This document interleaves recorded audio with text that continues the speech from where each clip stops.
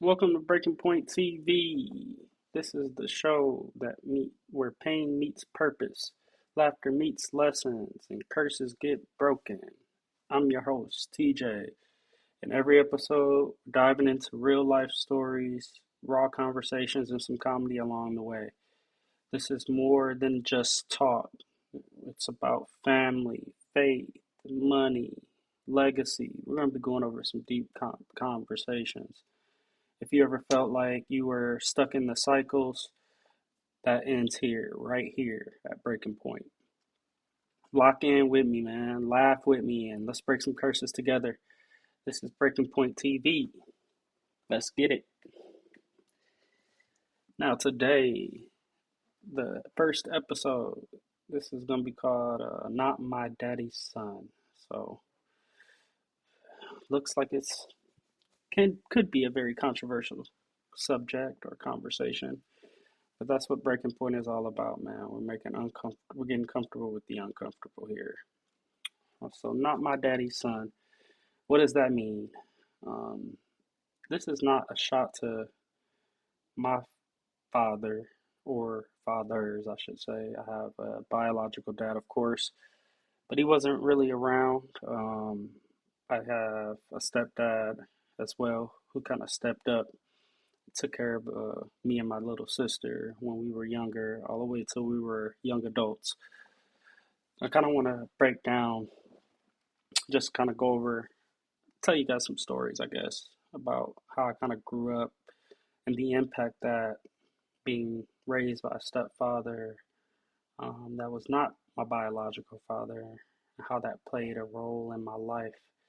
Um, I want to start off by saying it's hard to not have a biological father in your life, no matter who you are. Um, in our culture, in the African American culture, it's actually pretty common and low key, quote unquote, cool to not have your father in your life.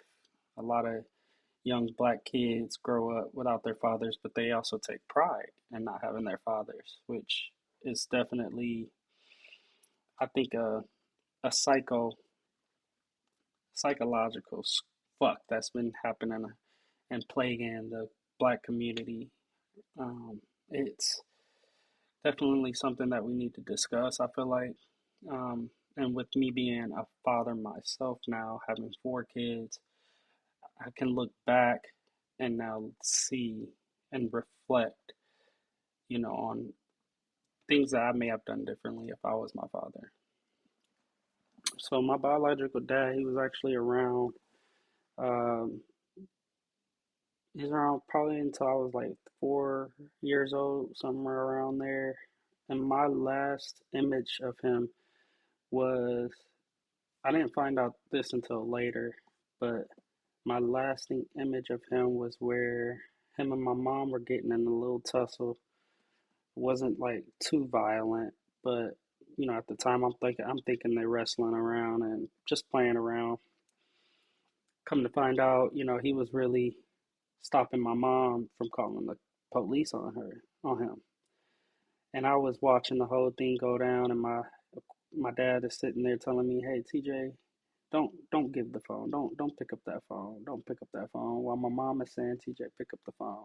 Give me the phone. Give me the phone." So you can see how that could be something that would be a traumatic image in my head, a lasting thought where you don't necessarily agree with it, but you can understand being an adult now what they may have been going through back then. Um, I tell my wife all the time, and the last thing that I remember my pops doing was actually teaching me how to brush my hair and get waves, like how to lay the towel over my head, make it nice and warm, rinse it out, lay it on top of your head, get your hair nice and moist, put the grease in, start brushing your wave pattern down, putting on your do-rag. That was the one thing I know my dad did instill in my life because ever since I've always been someone who's wanted nice clothes and have my hair look nice. Um, so that's really about my biological dad. Actually, last time I saw him, he came out here to Arizona where I live now, um, to mourn my baby sister who passed. So yeah, man, it's life is crazy. It goes really, really quickly, and before you know it, you'll be looking back like, damn, where did the time go? So rewind back. My father left around when I was like a 4 or 5, and not exactly sure what age I was when my stepdad came into the picture.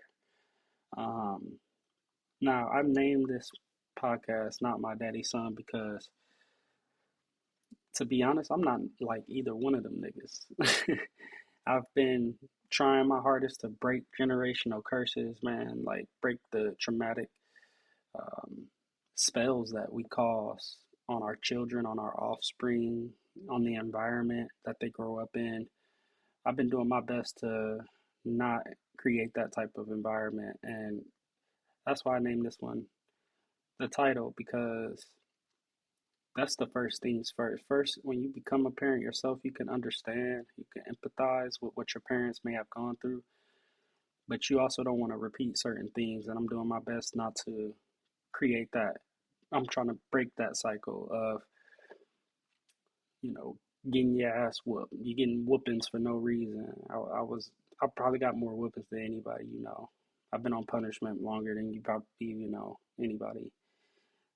There was times where, like my stepdad, would put me on punishment, and they'd be having a party, and I'd be just in my room while everybody outside having fun, everybody kicking it, and everybody coming and just passing my room like, damn, TJ can't come out. Like, nah, he in trouble. Like the shit that caused in my life, I wouldn't wish it on any child.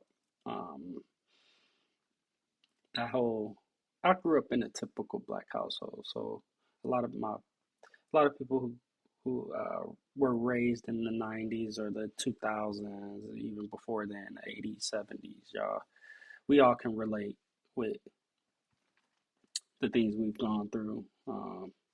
Getting in the shower and then getting out the shower and being met with the belt because you done did something at school, or uh, having your parents say, "Oh yeah, you getting your ass whooped when you get home. You in that car ride, teacher done told on you." Your parents are like, "Yeah, when you get home, you getting that ass whooping." Man, time goes by, you still waiting to see when you gonna get the ass whooping, and it don't come. It come when you least expect it. That shit right there is traumatic, bro. We've all gone through that, and I'm no different. I probably have been, like I said, on a higher scale of receiving all of them punishments and ass whoopings than the average person. Not proud of it, but it definitely left some damage. It left some everlasting traumatic trauma in my psycho, my psychology, and the way that I think, and the way that I am today. Um, let's get down to it. So again, I was talking about my stepfather. He came into my life when I was pretty young. I just remember this nigga picking me up from daycare, and I was like, "What the fuck?" Like when you a kid, you know shit. Like you might look very young and innocent, but I try to remember those moments when I was like 5, 6 years old, and that I can still recollect and be able to remember that feeling.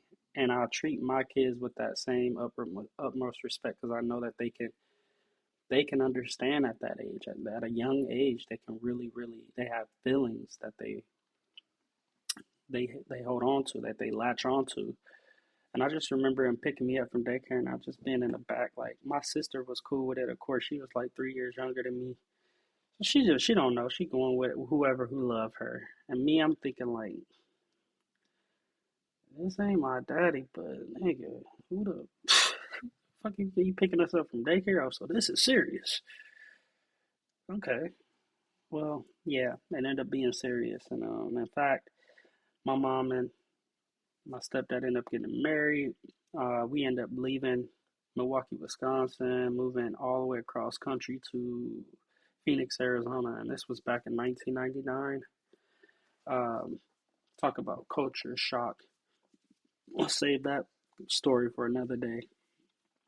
Um, but I will say they had the right intentions. My parents did do had the right intentions getting us out of a toxic environment, an environment like the hood that was going to consume a little young black kid that is easily influenced. They did the right thing by removing us out of that environment, taking us into somewhere more that was more safe, um, and a better environment for sure. More resources available.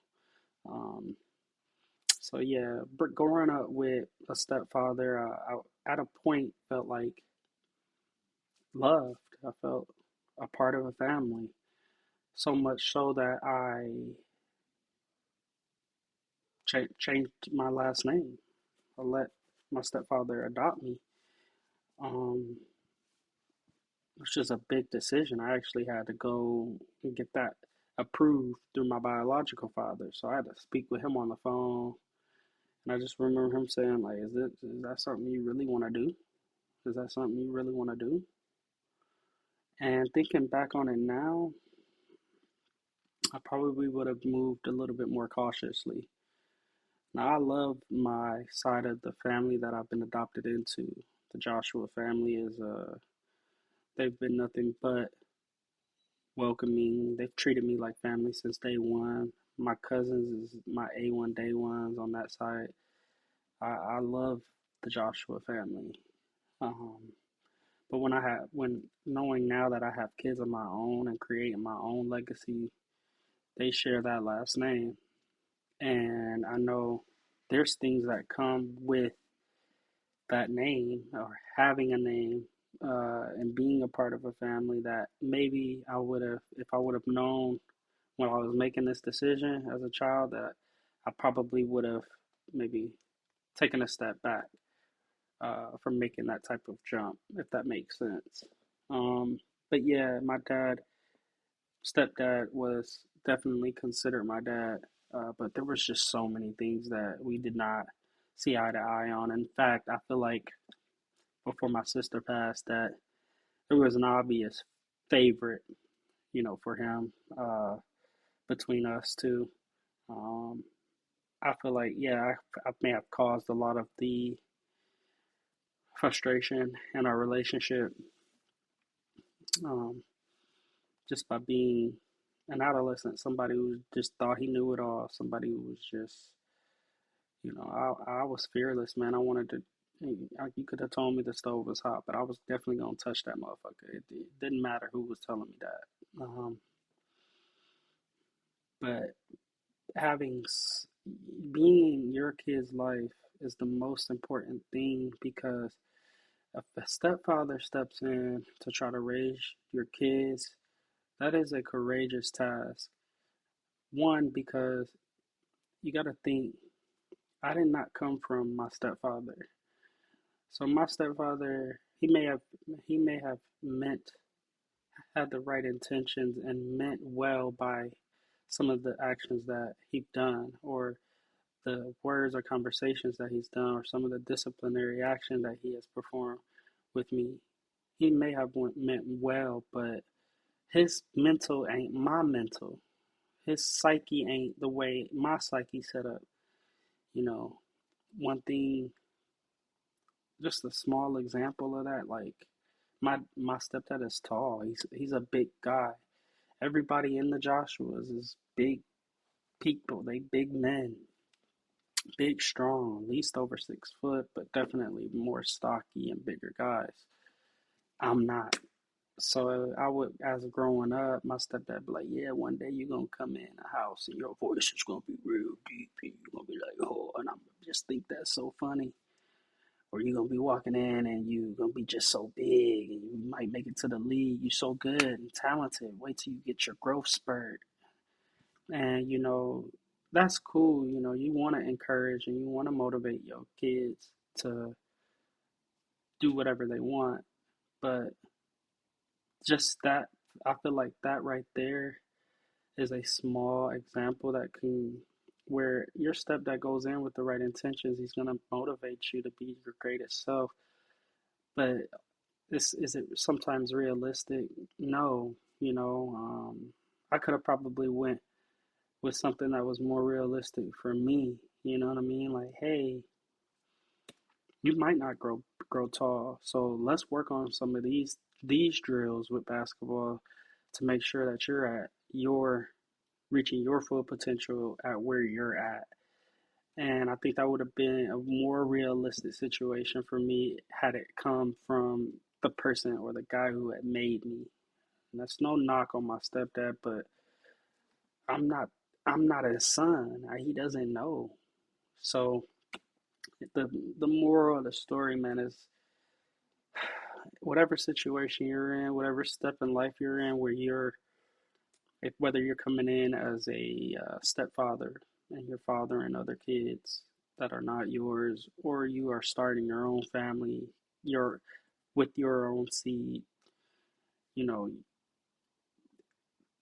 be able to identify what motivates that child, how that child loves, how that child best receives feedback, and it may not be your way. That's why having children is hard. Is because you have to adjust and flex your personality to theirs. Um, and that's just how communication works, right? We're willing to do it for our colleagues and our peers when we're adults, but we're not willing to do that for our children for whatever reason. We feel like our way or the highway with our children, and I just feel like we got to take into account their feelings more. We got to take into the account that if you're not, if they didn't come from you, they don't think like you. They don't necessarily care about how you think and how your point of view. You might not steer, you may be caught doing the opposite when your intentions are actually meant to be good. The way you're delivering it and the way that you're disciplining it to make them get understand and make have the opposite reaction to them. You, they're not your seeds, so you have to be clever and tread very carefully there because it can have everlasting effects on a human. Um, I could tell you at least 5 or 6 comments that constantly go through my head, even as a 35-year-old man now, where I replay those comments that my stepfather said to me, where it motivates me. It lights a fire on my ass. I wanna do things that I never imagined doing just to prove him wrong, just to say you don't know. You don't know me. You don't know. You might think you have an idea of me, but you never took the chance to understand me. Um, and that is a tough conversation. That is a tough conversation. I can agree that that is a tough conversation, but it needs to be had. Um, so anybody out there, I know you guys got stories maybe similar to mine. I want you guys to like, share, and I want you to comment down below on this thread. Share your experiences, man. This is a safe place where we're gonna grow together. Like I said, we're gonna break some curses together, and if anybody feels like they stuck in a cycle, we're gonna end that shit right here on Breaking Point. So let's get back into it, man. Let's continue. Now we're actually gonna go ahead and we're actually gonna go over some shit, bro. Let's pull up my Instagram real quick. I actually sent some shit. Hold on, let me see. I want y'all to see something real quick. So I'm talking about this guy, right? This is a guy I ended up working with. Good dude, great father, and I know he has some content that kind of goes in line with what our conversation is today. So I want to just shed some light on him. He's been putting in his grind. He made it a point to change the way he started thinking about his life. He has 3 children. and I know that he wants to set a good example for them. So he's determined. He's always been good. He's always been into working out, but now he's decided to kind of be just transform his life for the better and also share with others, which I commend my brother D Kyle. Y'all can find him on let me go back to his thing. So y'all can find him on dkyle.fitness. Um, but as you can see, man, this right here, things like this, bro. The see, niggas, this is what frustrates me. A nigga will when you younger, like when you like 18 to like 30, a motherfucker, why do men think they just gotta be the biggest one? Like just I think it's women's the way that they have a thing where they like big niggas with bellies and shit. Oh, that's Big Papa. Oh, he's a big teddy bear. Bro, this is when you are big, you it's you're overweight, guys. That's not good. You don't want to be. And I'm not saying he's overweight because honestly, he was actually swole right here. And but I think yeah, his mindset changed, right? Because he went from this is what niggas want to they try to go for right here is this type of physique, bulky and stocky, just fucking fat, really, just fucking strong over fat, versus actually this right here, his body here, it actually takes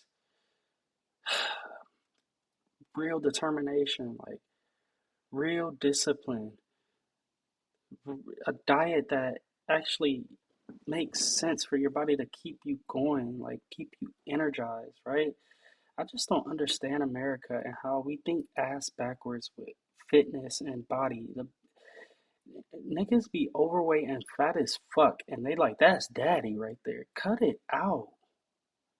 Cut it the fuck out. Because when that nigga have a heart attack, or when that motherfucker croak over after fucking finishing a slab of ribs, nigga, all by himself. You sitting there looking at him, licking his feet like he's so cute. That motherfucker not gonna make it long. You not helping him. We need to stop encouraging bullshit in America, bro. Yeah, people in overseas be looking at us like, nigga, you're fucking overweight. You're obese, bruh. You can barely fit on a fucking on a aircraft carrier. You scooting past. You gotta purchase 2 seats, nigga. That's not. I hear people all the time. On my job, they calling. He's a big guy. He's a big guy, so we may need to purchase an extra seat. Like that's not cute. You think that shit is cute? That nigga gonna die. I feel bad. But I'm gonna go to his page. We're gonna talk about just the type of determination, just the type of hunger you have, right? The kind of mindset that you have to take into account when you have dealt with having an influence that may not have matches yours. I'm not gonna say a bad influence. My father's influence on me was not bad. Principles, yeah, it kind of fucked up. It didn't help me in any way. In fact, his thing was he liked to compare other people to certain things. Like we bought these machines, these vending machines, and it was my idea. I brought it up. My girlfriend at the time, now my wife, made it happen, bro. I told her an idea, and she made it come true. This is why women step your games up, man. Step y'all games up. But we were able to come to we came up with a business, a vending machine business, right? And I get to show my pops the business, right? And he goes, okay, okay, well, you see, because one machine had my wife's face all over it, the other machine had my daughter's face all over it. One's an ice cream machine, that was my daughter's machine. My wife's machine was like a beauty salon's machine. His comment was, you see how you can look at her machine and you'll be able to tell what is actually being sold. You see, she has a actual topic. She has a listen. I'm just sharing this to you to let you know that there's motion in progress. Not everything sent needs a lecture, or your point of view or your opinion. And that's the problem with people now. That's the problem with these. Right underneath their comments, people be, well, I think I see I'll be able to, bruh. Sometimes it's just best to just shut the fuck up. Okay, give your little claps, like your little heart, because if it was somebody out here that's really scamming, making their life look like it is something that it's not, you be all over them people commenting and liking them. You'll like a stranger shit and give your boy or your family some fucked up constructive criticism. Some shit that don't even make sense. Some shit that ain't even at the right time. That feedback wasn't provided, wasn't even asked for. I get it. You dad. You just step the fuck back sometimes, and that's what I do with my kids.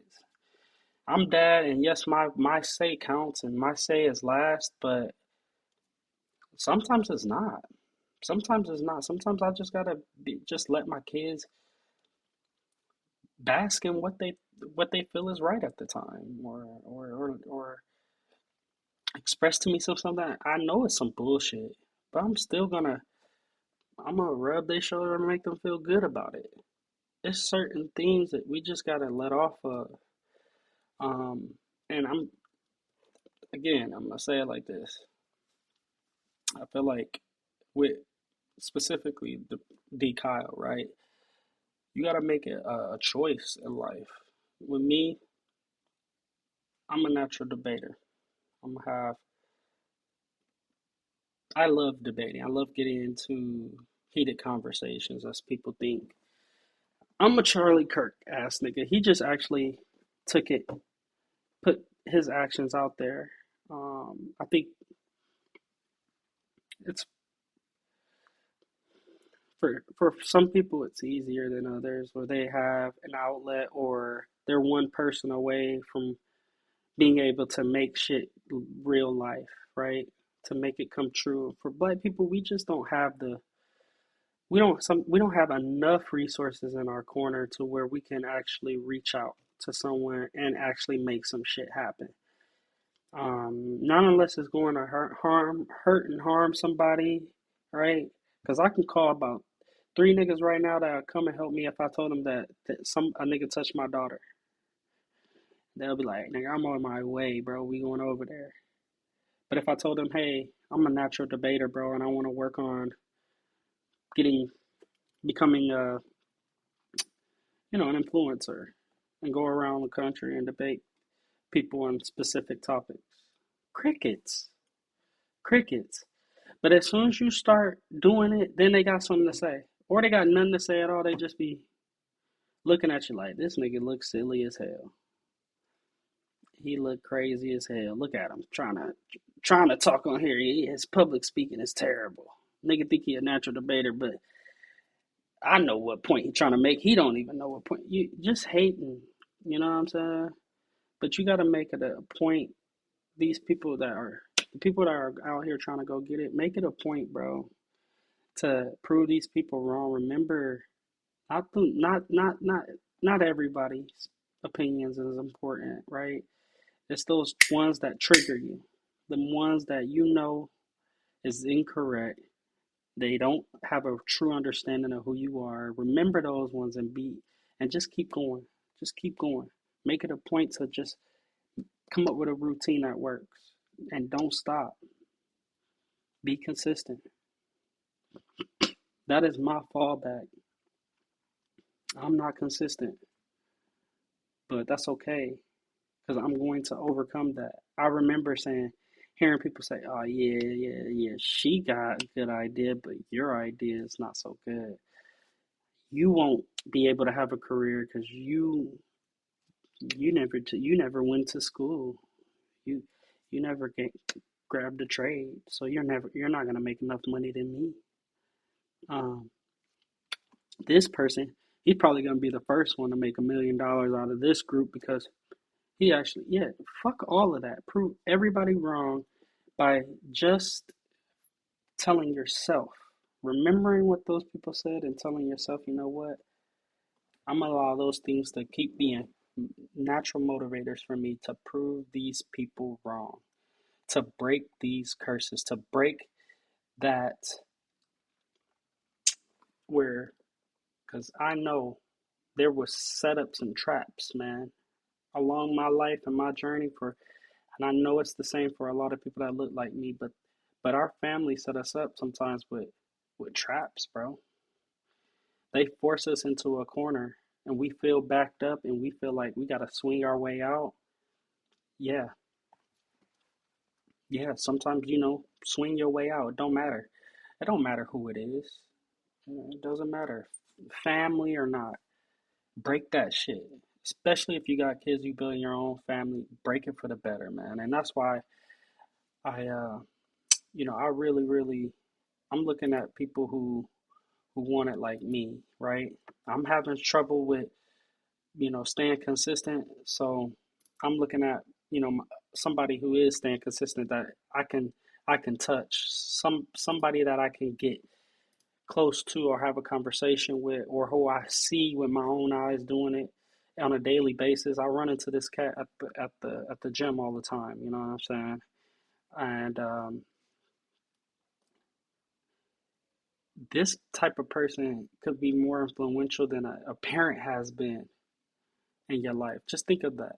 Like your peers, strangers, sometimes, most of the time, the strangers are going to be in your corner and support you and have your back more than your family will. Like, your family will look at your shit and be like, "This nigga here, bro." Even if I'm not polished, everything's not doesn't look good. They will look at your shit and for real, just skip past it. Go like somebody else's shit who put in the time, who maybe had more resources and more support in their back in their corner, and that's why they were able to elevate so fast. But would look at their own family and scroll past their shit. Me, I'm the type of nigga I will heart your shit before I even read it or see it, just because you my peoples. Y'all probably see the most hearts given by me thinking this nigga is just a weird ass nigga. He just liking everything that I. No, it's just it's the principle. I'm a real ass nigga.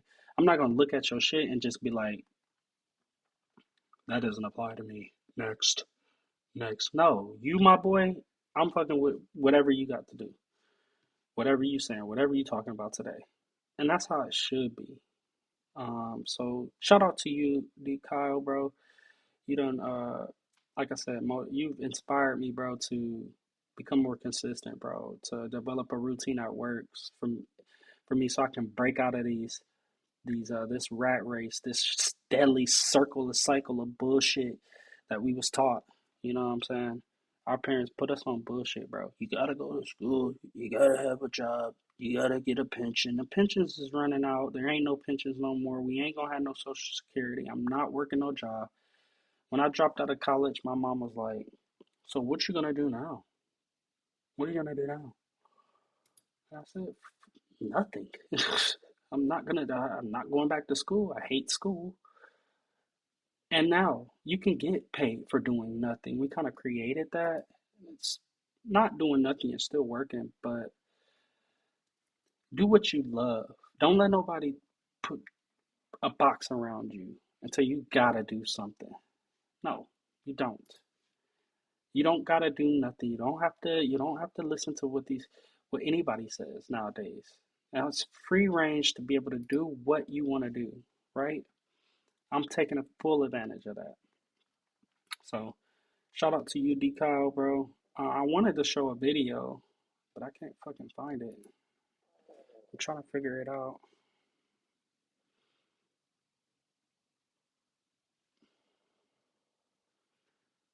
It's a little different on this one. On this online version, it's trash, but let's just naturally scroll because my algorithm been hitting lately. I ain't gonna lie to you.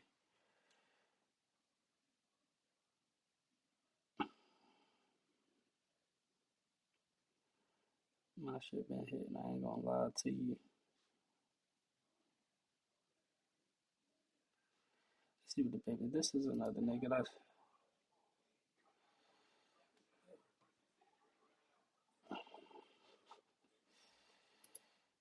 is like the first.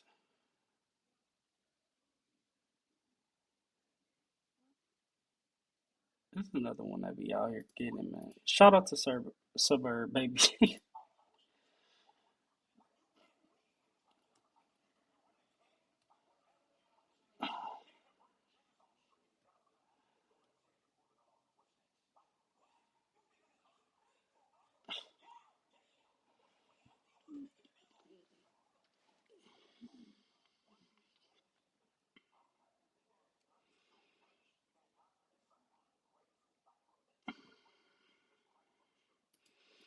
That's the fact. That's facts. People just be hating, bro. It's some hating ass niggas, man. Y'all some hating ass niggas out here, bro. That's fine. Cause I'm the type of nigga that don't give a fuck about you, man. I really don't. I'm not gonna sit here and front with you, bro. I don't care. I don't care. I used to. It used to hurt me, bro. It used to hurt me. It used to hurt me. I had to like figure out how to deal with my fears, and some of my fears were dealing with people, learning that other people's perceptions, right, have an impact on me. I had to learn about that. I'm like, damn, they're affecting me like this. I'm getting anxiety over posting and all of this shit, man. Fuck y'all. And that's for anybody who has something negative to say, right? And it's not just necessarily fuck them. It's just fuck what they talking about, right? We all human beings, so it's not it's never no bad. I'm never wishing no bad juju on nobody else, man. Because we all human beings, we all go through stuff. But fuck what they talking about, right? You can't take it into consideration. Just like like I said, it goes for your parents too. Your parents be on bullshit, man. That your parents be on bullshit. Most times, half of the times they want the best for you, but they be on bullshit. So this is my first episode, by the way, too. I don't know if I said that, but we definitely gonna be we gonna be going at this every day, man. I'm gonna make it a point to at least stream something every day. Break these down into clips. That way we can start sharing this to the masses, bro. Cause it's a real nigga time frame right now. It's I'm sick of these people out here, man. False flagging, bro. It's not safe places to conversate.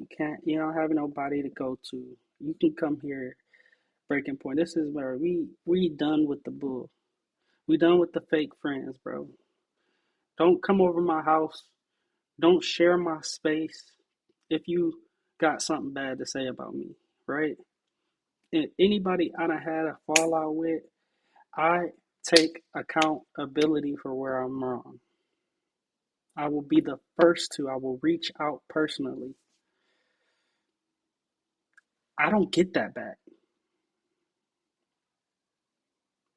I've had it. I've had it happen to me, but it's like it's on a mutual basis. It's like I kind of still reached out, and I kind of still sparked the conversation. I sparked the initial conversation.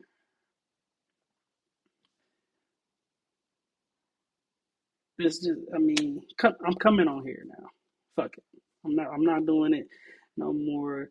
Where I'm just tired of walking around in this real nigga body, doing real nigga things all the time, and not I'm not getting no credit for it, bro. So it ain't worth it. And all people gonna do is just push you to the side like you're trash, man. But what one person's trash could be one another person's treasure. This is gonna be it for me, Rand. Today on Breaking Point TV, bro. We're gonna wrap this up, man. I definitely thank y'all for watching, and I appreciate y'all. Please like this, comment if you have anything to share, and please subscribe to the Breaking Point TV. We're gonna keep this going, man. I love y'all. Love.